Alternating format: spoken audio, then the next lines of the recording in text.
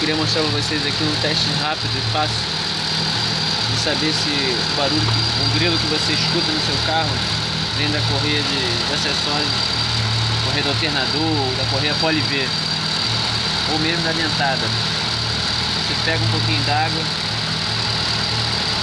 e joga na correia. Ó, repara que o barulho já parou.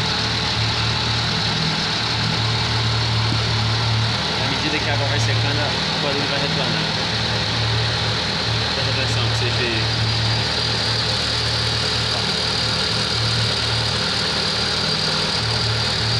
É um teste muito simples e realmente muito eficiente. Novamente, um pouquinho d'água na correia não tem problema algum, não tem malefício algum. Um pouquinho d'água na correia. Pronto. Acaba o grilo.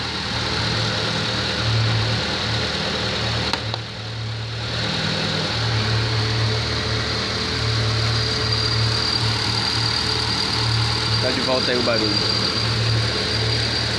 Beleza? Espero ter ajudado aí, rapaziada.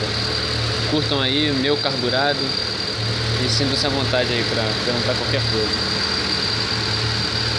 Um grande abraço.